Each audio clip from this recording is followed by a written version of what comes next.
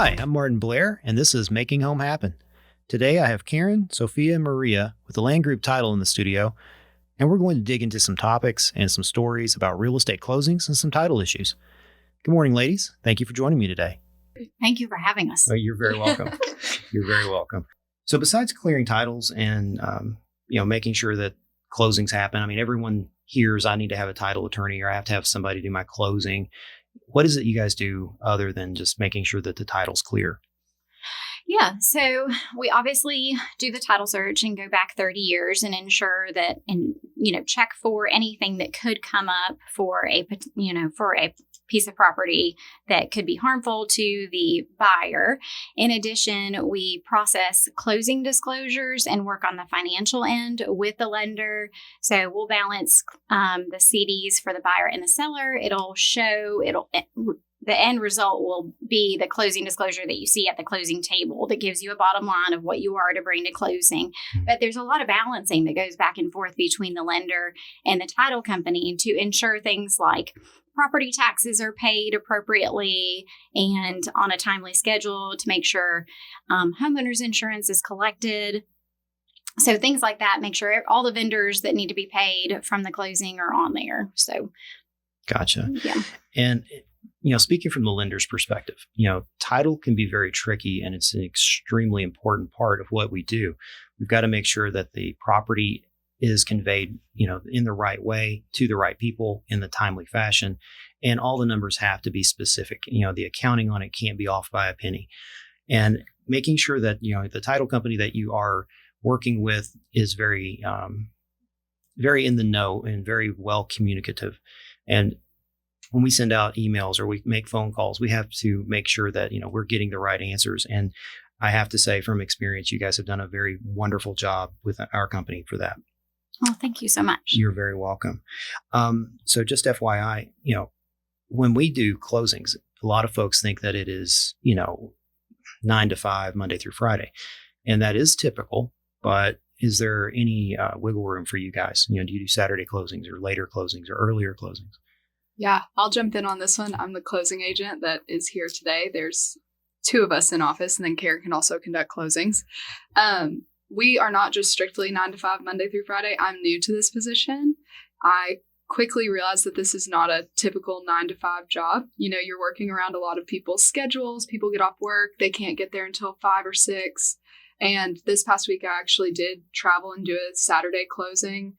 We want to make the customer experience as enjoyable as possible and as seamless as possible. Mm-hmm. So we really like to work with our clients, work with our lenders, work with our agents, and make sure that we are accommodating what works best for them. Thank you. So what exactly triggered you guys to say, this is the career I want. This is where I am. And if it's not a career, what made you decide, hey, this is the lifestyle I want? Maria, do you want to start? Well, so I have been working for the Land Group since the very beginning of the transfer from Thurman to the Land Group. I started with Karen back in March of 2019. Honestly, I did not have previous experience in this industry. I was a personal friend of Karen's, and she was in the process of opening up the Land Group and knew that she needed to acquire some extra help. So she started, when I started working with Karen, she taught me basically from start to finish the entire process. I first began writing title and title commitments, balancing CDs, and then my role kind of morphed into an agent relationship specialist per se. Mm-hmm. So basically, I'm the first person that an agent would get in contact with from the Land Group. I would reach out and say, we've been in touch. The lender has reached out. The Land Group is going to be the closing company. I'll be your contact. Here's some information I need from you, and from on the listing side, information I need from the seller. here's my contact. I make myself readily accessible. And I understand that agents definitely do not work 9 to 5. They're working nights, weekends. So I try to make myself as available as possible to answer questions anytime things come up. And then I work with them to get all the information that's needed for the closing disclosure for the lender balancing process. So obtaining information to get payoffs, HOA information, anything that needs to be prorated on the CD, invoices for repair work or things that have taken place to get the house ready to sell that need to be paid with seller proceeds or reimbursement to someone. So really, that's I kind of expanded on that question, but that's kind of how I started in the business, and I love it. And Karen has taught me so much, and hope that our experience relays to the customers that we serve as well. So, from what I'm gathering, you fell into it and loved it, and then now you're addicted to it and can't get away. Exactly. Got it. And Karen, how did you get in? Oh gosh, it's so long ago now. I think by default, I had started as a clerk in insurance defense with like a medium-sized firm downtown when I was in law school. And there was one real estate attorney out of the entire group of like 12 attorneys, and he never gave us any work. And I just was pulling my hair out doing insurance defense, and I just begged him to give me some work. So honestly, it's kind of where it started, and then the rest is history. And have loved it ever since. Fell in love with it as soon as he started teaching me stuff, and just knew that was my place. Gotcha. So, what made you get there, Sophie? I have a really hybrid background. So I graduated college. I was a COVID graduate. I graduated in 2020, and I started my career in insurance. So I was an insurance agent for employee health and benefits. Okay. Then I transferred into the real estate industry. I was in commercial real estate as a marketing manager. So I found my love for the insurance side of things. I found my love for real estate, but with that, I really wanted to get into residential. I was on the commercial side. Got it. And I actually came to Karen to see if she needed any marketing help on the side. And she said that she didn't, but if I wanted to start training to do closings, I could help her out part-time with that. That, long story short, snowballed into a full-time position as a closing agent. And I also serve as the marketing manager for the firm. I fell in love with it. I love getting to go out and meet people. It's one of the happiest days of their lives usually. So getting to experience that, and like Maria, I got addicted to it, and now they can't get rid of me. Right. All right. So it brings up a couple of points here.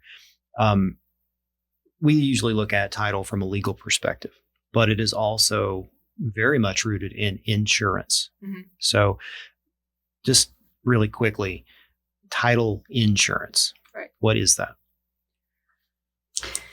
So title insurance for most transactions is included in your numbers for the lender. So the most loans, which are secondary market loans, require lender's title insurance policy. So a lot of borrowers do not even realize that's on there, or do not pay too much attention to it. That is essentially insurance coverage for the lender in case something comes up in the chain of title or items that are unrecorded, where a person or an entity can claim an interest in the property that might threaten the lender's position of first mortgage. Gotcha. So now, owner's title insurance is different.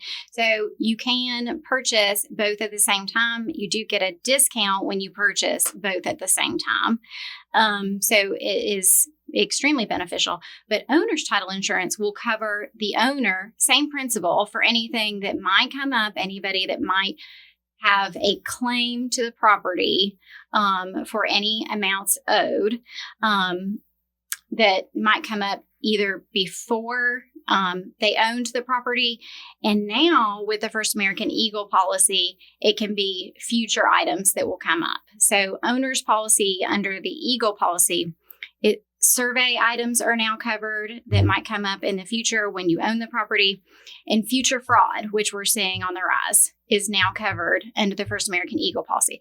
So if someone goes and steals your deed, forges your name, and then files that down at the county clerk's office, then your insurance, your owner's First American insurance policy will step in, defend that claim. They'll pay the attorney's fees. And Gotcha. really, typically, that owner's policy is, anywhere from $300 to $700 at closing, one-time fee. You don't pay it year after year, and you have it for the entire time you own the property. Gotcha.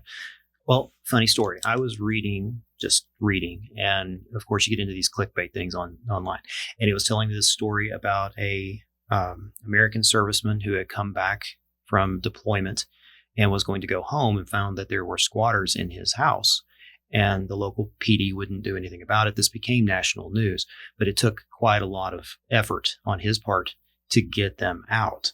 Is this something like the fraud that you were mentioning? Because these squatters had actually fraudulently produced documentation saying that they had a right, or at least the ability, to stay in the property for a short time. So would this work in that instance? Yeah, certainly. So if they had so two separate issues. If they're squatters and they're just trespassing and they don't have any legal documents that show they have any right to be there, then that would be more of a trespass, right? Right. But if they had something that they're presenting to the sheriff, because there had to be some reason why the sheriff was not enforcing them to exit the property. Right. If and if they had a fraudulent lease, or equitable claim, or even a fraudulent deed, that shows, absolutely. That's when, you want to have your owner's title insurance policy in place, and you want to make sure that you'd have to have it pre-existing in place at that point. Right. And then you'd want to, contact your title insurance underwriter to, submit a claim and to fight against their claim to the property. Gotcha. So let's assume that I bought my house last year. You offered me owner's title insurance, but I didn't take it. What would I have to do in order to get it now? So you can purchase owner's title insurance at any time if you don't have it already on the home. The difference with purchasing at closing is, number one, a owner's title insurance policy is going to require a 30-year title search. Mm-hmm. So we've already done, when we're at closing, we've already done your title search. So that's kind of that cost is already wrapped in. You're not paying that again. Right.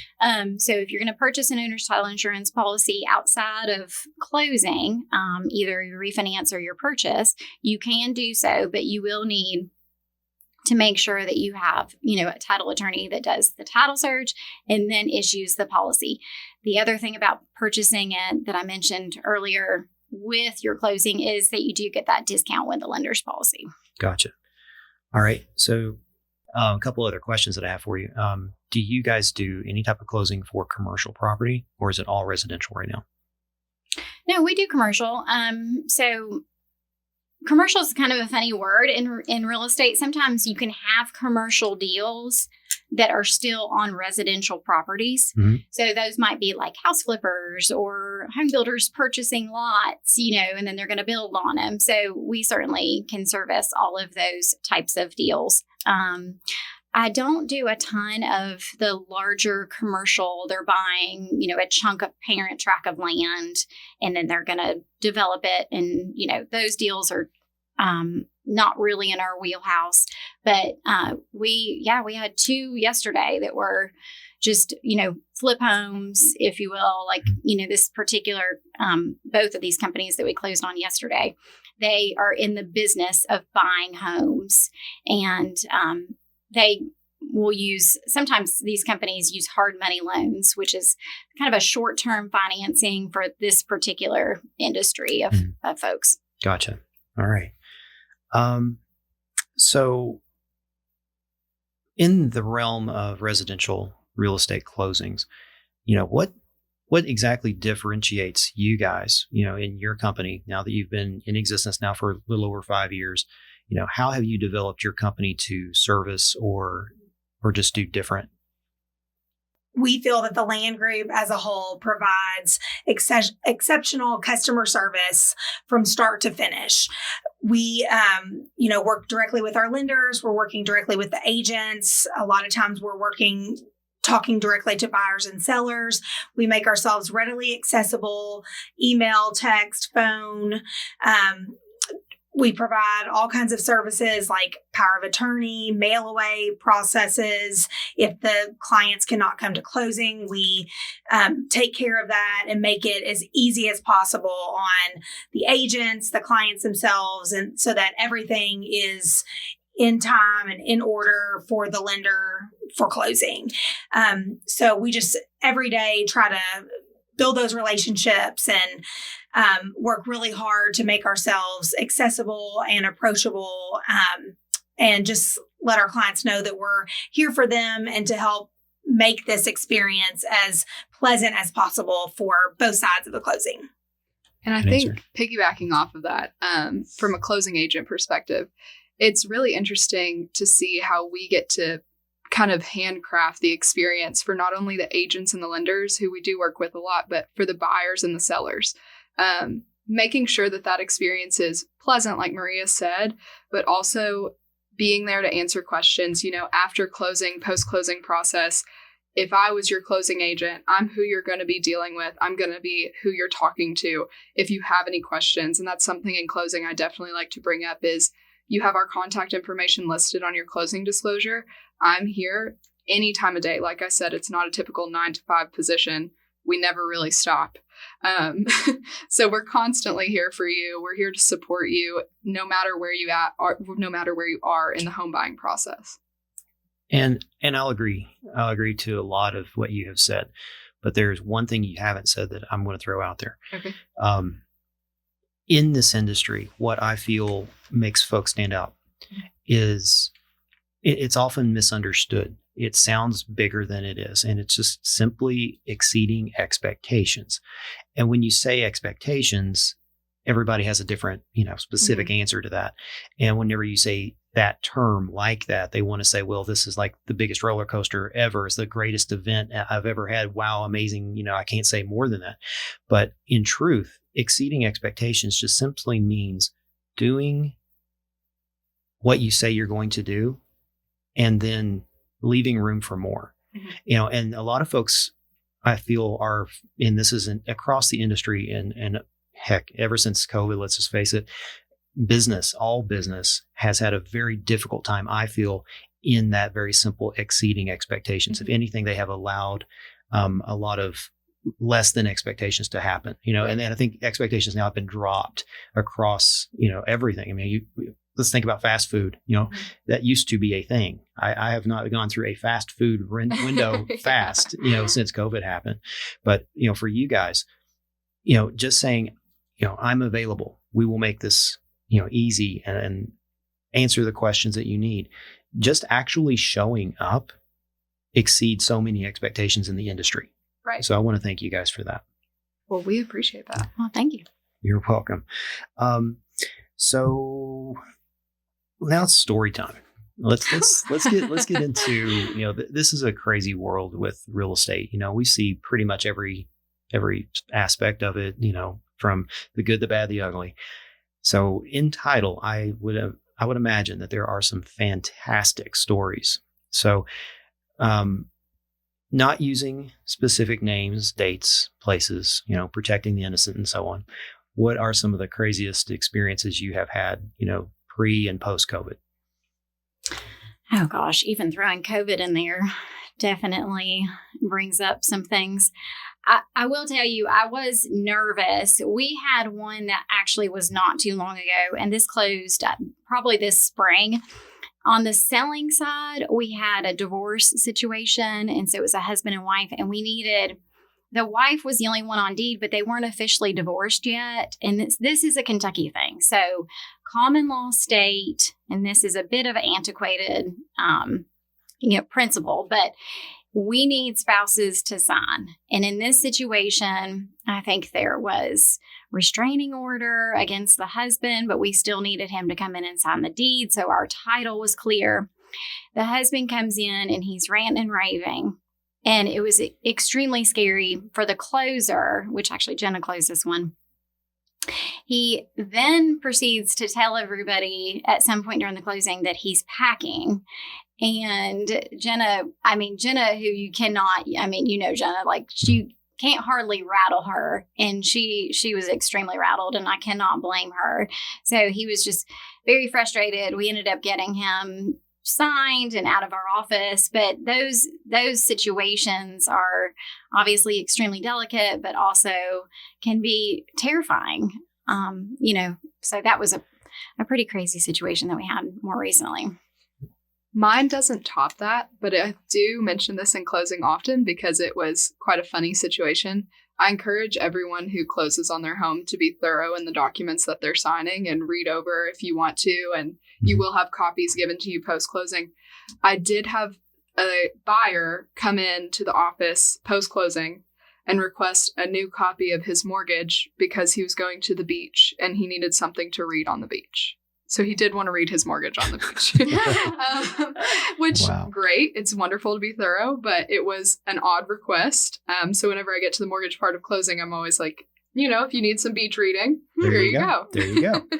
See, and part of ours as, lenders, we have to give an amortization schedule. So you get to see what 360 payments eventually whittles down to zero. Yes. And part of the joke for us is, if you have insomnia or suffer from it or feel that you may, keep this in your, nightstand kind of thing, because it's better than counting sheep for sure. Yeah, for sure. All right, ladies.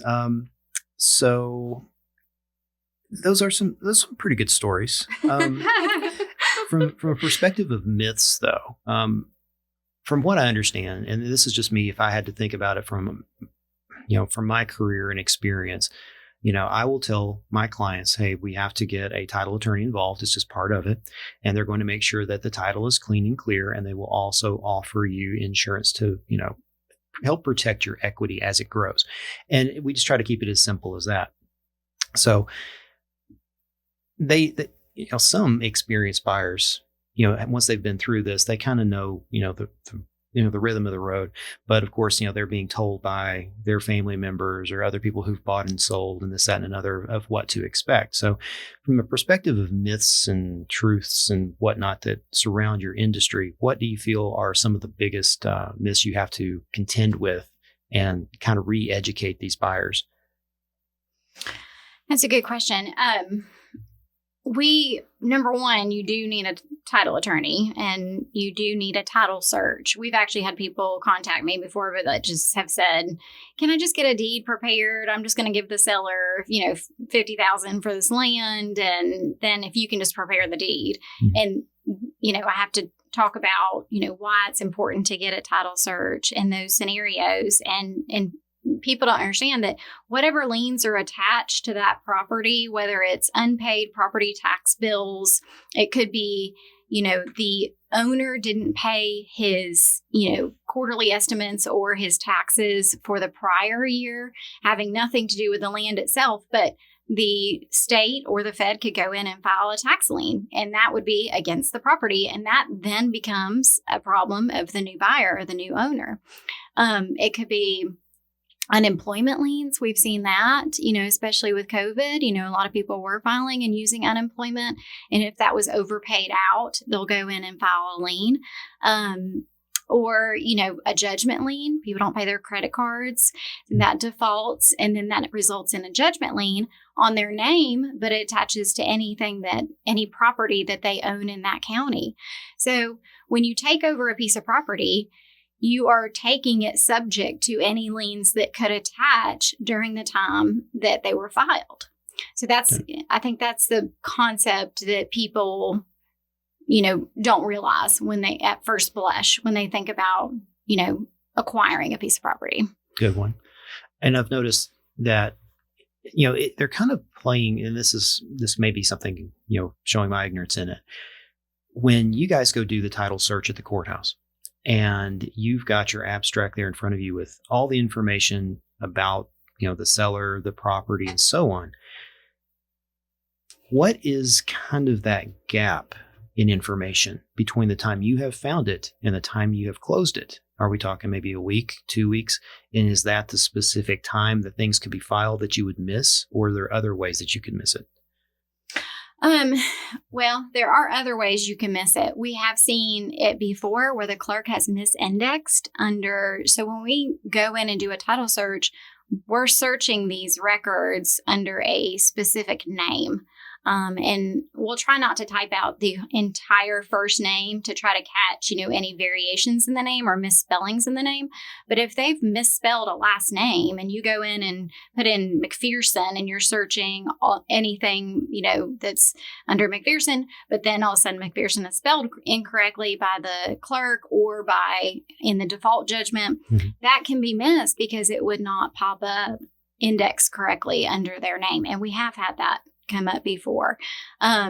There's also what's called an equitable interest, which is going to be an unrecorded lien or claim. For example, mechanics liens. A contractor goes out, does work on the property. Those actually date back to the date that the contractor started the work. So the contractor can go file the lien, and that lien is actually going to have priority over anything filed previously, and it will date back to the date the work was completed. Gotcha. So that's an exception to the race to record rule, which is, everything has to be recorded, and it's gonna depend on the recording date as to its priority. Let me interrupt that. Okay, the thing that you have just said would lead me to say this. If you are buying a home that has had any type of repair work whatsoever, especially in this market where flips are big and there's a lot of work being done on these flips, it would definitely behoove the buyer to buy the owner's title soon. Yeah, absolutely. Because you really want that protection. You don't want to have to pay, full value for your home and expect to get everything in the home that's already paid for and done by the contractor. And then all of a sudden get a bill post occupancy, and you move in and you get settled, and then you realize, well, he's not paid, this contractor, this sub, whatever it may be. Gotcha. So this is going to sound like a sales pitch, but I'm going to do some math now. So what is an average, let's say a $250,000 house, $300,000 house? How much would owner's title insurance typically run on that size purchase? So it's skewed. So if your loan amount and your purchase price are close together, you're probably already paying for the majority of it. Okay. So, like when we do our VA loans and we're doing, pretty much 100% financing on those, and the loan amount and the purchase price are super close together, right. That lender's policy is already, probably paid for in there. And that the owner's policy on top of that is just going to be a very minimal cost, just a few $100, to purchase that. Now, if you have a larger gap, you're only borrowing $100,000 and your purchase price is $250,000, then you're going to have a larger gap in the cost because the lender is only buying coverage up to the $100,000. Right. And you're buying coverage up to the $250,000. Lender only cares about protecting their interest up to their loan amount. Gotcha. So it would be fair to say $500 ish. Yeah. So for $250,000, oh gosh, you're gonna make me quote prices off the top of my head. I just want you to. I like to be accurate. Yeah. Ballpark. I would say ballpark for a $250,000 house for lenders and owners together is probably $1,200, and then that would be separated between lenders. Probably, you're paying $700-800, So, right. So yeah. The reason I throw this out is let's think about this. If somebody is willing to put a lien on a property for work that they have done, what are the odds that is probably going to be at least $500 or more? Oh, right. High. So, and that's not even getting into, talking about survey items that might come up. Right. So the reason I say this, and again, it sounds like a sales pitch, but it's really not, is that this will most definitely, if it were to come up, is definitely worth the money spent. Oh, absolutely. So, yes. And that's why I bring that up. Yeah. Mathematically. It's very good point. So. Yeah. All right. So, this has been some really great information about, what you guys do and who you guys are. Let's just chat a little bit more, down to earth. Is there any local stuff you guys like to do? Do you like to go to the ball games, football games, basketball games? Is there any philanthropy you're in, or what do you guys do? I'll jump in right now and then I'll let you all kind of pitch as well. So I'm a member of Lexington Young Professionals, which is an organization here in town of professionals under 30. We do a lot of philanthropic events. Most recently, there were a few with Greenhouse 17, local philanthropies, and things I like to do. I'm a very social person. I really enjoy going to local restaurants. I'm a foodie at heart. I love to visit Coeur d'Alema, Jeff Ruby's, all of the fun stuff, County Club, anything local. Right. I'm right up there. And I love to go to the ball games. I'm kind of very easygoing when it comes to social plans. So if someone throws something at me, I'm there. But Gotcha. especially if it comes down to work and philanthropy, I have a passion for that. I'm involved personally with Greenhouse 17. I'm one of their volunteers, and the Lexington Humane Society. We love the Lexington Humane Society. Love them. We actually just applied to be involved in their checkout program. We have an office dog, and she's very lonely. Mm-hmm. So with the checkout program, we would be able to take a dog out of the shelter for the day, give it some loving that it might not receive while it's in its crate, Mm-hmm. let it play with our office dog, Echo, get some socialization. Oh, wow. And, you're buying a home. You might be ready to add to the family. So we let people meet. That's really awesome. I love that. Yeah. I might have to look into that. Yeah. We've got several office dogs that make visits in and out throughout the course of any day. Well, and when you think about it, you're going to buy a home. A lot of people bring their kids to closing. They're Mhm. like, Mom, Dad, I need look a at the puppy. puppy. All right. Oh, that's awesome. That's awesome. Anything else? Wait, you guys do any of the distillery tours? Do you, what kind of fun stuff do you do? I have 2 teenage high school boys who are both involved in sports. So I spend a lot of time at high school football games, high school basketball games, traveling across Kentucky for those, which I love so much. Mm-hmm. We're definitely Kentucky fans. We're in the blue lot at every football game. Our tailgates have turned into, have gone from adult to there's more teenagers now than Right. there are adults, which is so fun. And same thing as Sophie said, I love to eat local, shop local. I'm a Coeur d'Alema, Tulip on Romney Road. Love to shop, try to, stay in Lexington for all of those things. Gifts and Peggy's Gifts on Clay Avenue, things like that. Gotcha. So That's awesome. Karen, what All are right, Karen. Now, I just work. you just I was work. gonna say, it's gonna be like Karen's hobby is work. Work is my life. I do have 2 dogs. Of course, we're dog crazy. And I do have 2 boys. So my extra time is spent with them. I do like to work out. So, Gotcha. Yeah.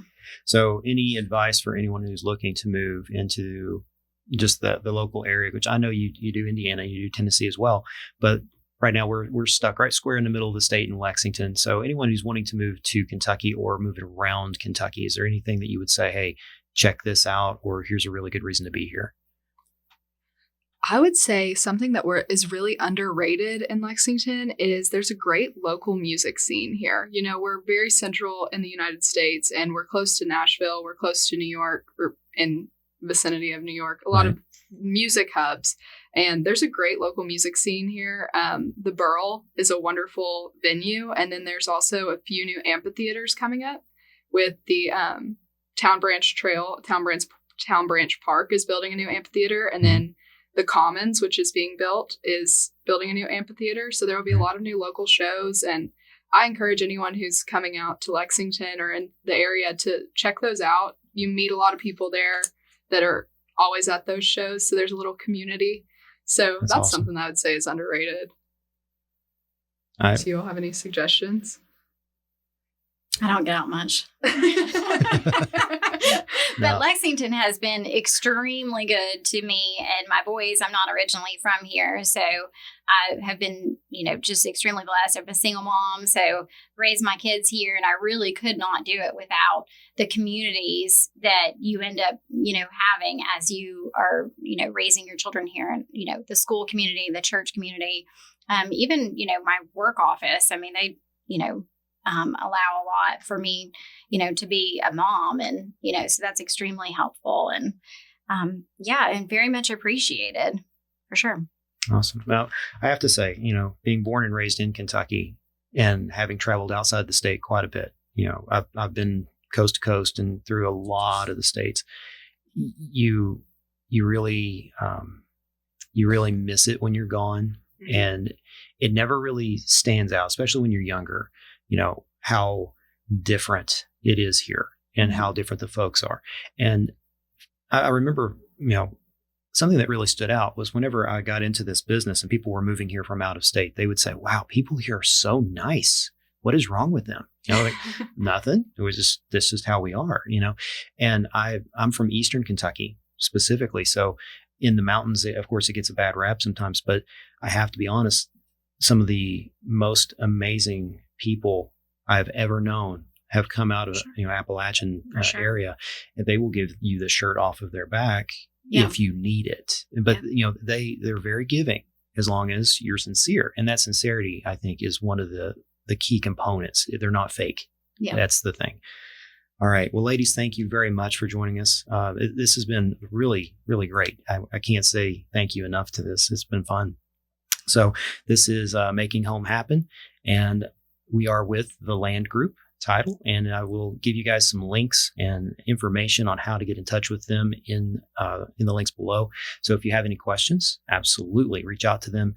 As they said, they are open pretty much 24/7. Thank you so much for having us. Yeah, thank you. This has been awesome. We don't do this often, so this is great. I've had a We've blast. never done this, actually. First time podcaster. All right, guys. Talk to you later. Thank you.